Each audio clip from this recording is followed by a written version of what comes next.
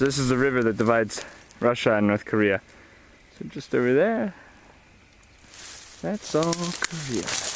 You had to hike up a mountain here to see all this.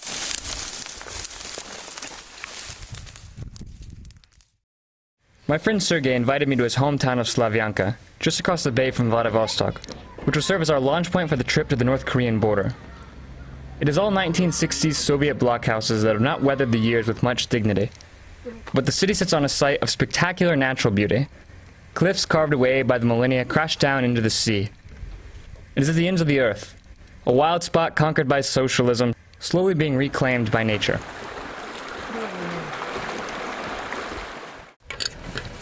Sergey's dad agreed to take us down to Khasan, the last village in Russia before you hit the North Korean border. The drive takes an hour and a half, but we stopped along the way to see some unusual sights. So this is a North Korean monument to people who died in the war. We're about 30 miles from the border now, and this is just out here kind of in the middle of a field. I think they moved it from the nearby town. So that's the train tracks that we're following, basically. There's a train that goes into North Korea, but there's only about one a week. He said that there used to be about 8 passenger cars at a time that would go back in the Soviet days, but now there's only one. Can you see him? Да, могу, но они сейчас еще скажут что-нибудь. So we're sitting here at the border, having to show our passports and stuff. Well, it's not even at the border; it's like a border check thing. Ну что? Едем? So on we go. This is a border control zone, so they had to check his, basically his border clearance, which I guess he has.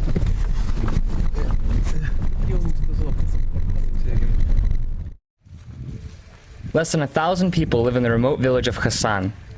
The place felt like a ghost town, its buildings crumbling and inhabitants living in poverty similar to that which one could probably find just over the border.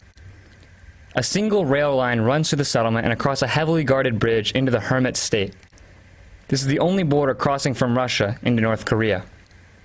So we're here at the train station, I don't know, 3 kilometers down the way. We hit the North Korean border. So we're here. Everything in the train station's in Korean and Russian. I'm keeping my mouth shut, so they don't know who I am.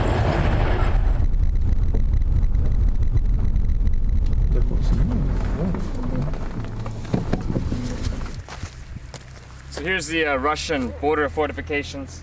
Over here behind them is just kind of a no man's land. But behind that is North Korea. So yeah, we're here, sitting here on the border. The Iron Curtain that once blocked off the socialist world was disassembled 20 years ago in Europe.